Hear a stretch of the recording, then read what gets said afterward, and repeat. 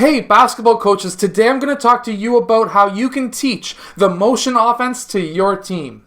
Now, I've had a lot of coaches over the past couple of months say that they are now taking over a new team, and their old coach only ran set offenses, never ran motion offenses, and they would like to understand and know how to teach a motion offense to a team that has never really ran a motion offense. Now, if you're new to basketball, this is a concept what is totally different from set plays versus motion offenses. So really quickly, if you're new, a motion offense, which is essentially the same sets over and over again, where you're starting and ending in the same formation so that you can keep on running through, and it really never has an end. Technically, it does when the shot clock goes off, but it's meant to give you multiple different options continuously over and over and over again.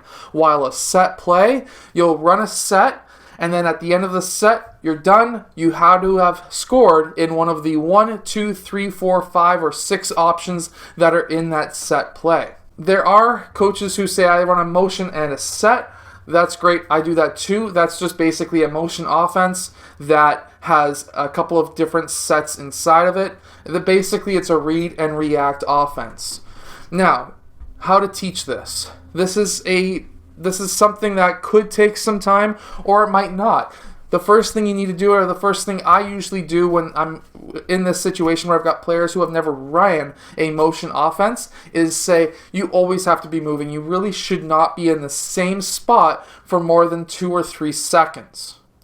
So even though we may be running a 5-out offense, and we may be having a player pass and cut towards the basket and fill, let me show you that one really quick. So what I mean by pass, cut, and fill is, let's say player 1 passes to player 2. Player 1 cuts towards the rim. If he's open, you need to pass him the ball for the layup. And then we would have player 5 fill, player 4 fill, and then player 1 would pop out. However, during that motion over here, player 3 is doing nothing. So I always like to teach my team, and now this is a more advanced motion that I would say, because at the beginning, the basics, you just basically teach them the motions, which is pass, cut, fill, or pass, screen 4, and then roll towards the basket, and then these players would fill up. And then player 2 would fill out. And then there's another one where you pass and then screen away for player 4 in this case. Player 4 would then pop towards the ball. Player 3 would pass player 4 the ball. He would be able to shoot maybe. If not, then player 3 just passed to player 4, which means that he needs to screen away. So he's screening away to player 2. Player 2 is cutting across. He could have been open anywhere in that area for player 4 to pass to him.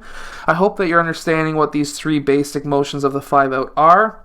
However, what I like to teach players is, even though these are the basic sets of the motion, I always like to say, if you see an opportunity, you need to take it, and I really don't want you standing in the same spot over and over again.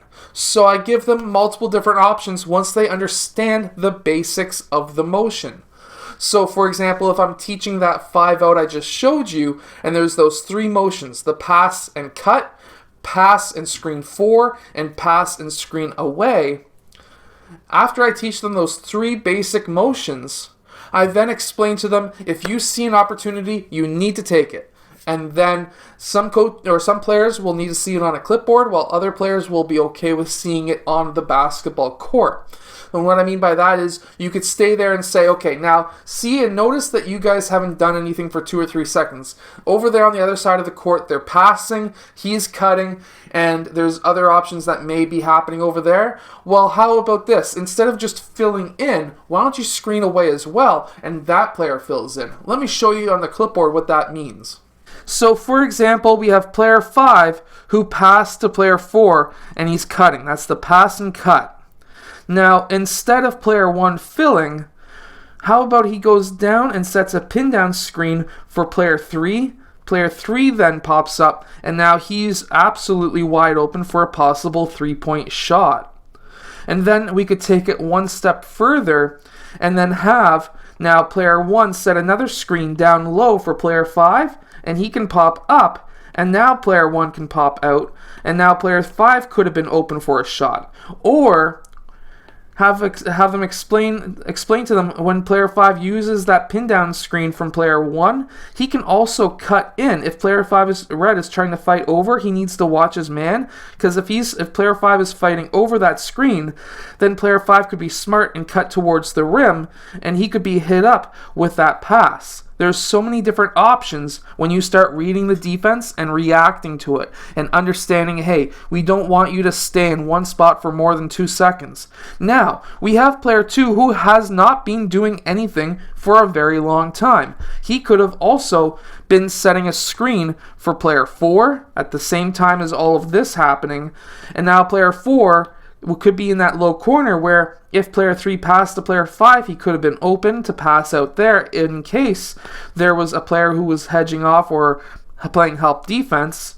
Or what could happen is player 3 could see this, fake the pass into the middle, and do a lob pass over the defense over to player 4 for that 3-point shot.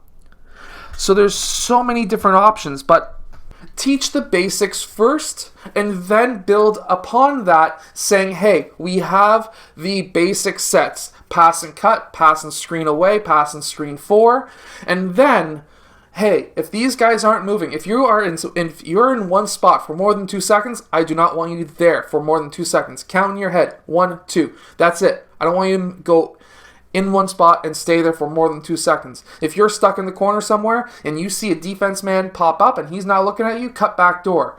Whatever it may be. You don't have to go and set a screen for somebody. You just need to see the defense, see what they're doing, and react to it. So, defense moves higher. Let's say we're playing against a 2-3 zone and we're playing a 5-out. You can cut baseline. We can hit you with a lob. Try to have your players think while on the basketball court. That's how I always like to run my offense from now on. My earlier days, I used to run a lot of sets, a lot of triangle, which is technically a motion offense, but it's a very advanced motion offense. But if you start with a basic 5-out or a 4-out or even a 3-out 2-in motion offense, and you teach them 2 or 3 basic sets and then build upon that, where you can say, hey, if you're sitting here for 2 or 3 seconds, I need you to move. You need to cut, you need to screen for somebody, you need to screen for the ball, whatever it may be, you just need to do something. If you probably heard my computer say it's 5 o'clock. It is 5 o'clock. But anyways, this is how I like to teach the motion offense. Of course, every coach is different. However, I'm just showing you the 5-out today because it's just the most easiest to teach, because it's the simplest that you could run. And you're still getting that low post option as well, especially with player 5 that I just showed you. I hope that this video has made sense. I hope that this video helps you win more basketball games and help your team understand and love basketball as much as I do. And if it does, hit that like button, subscribe, and I will see you guys again next time.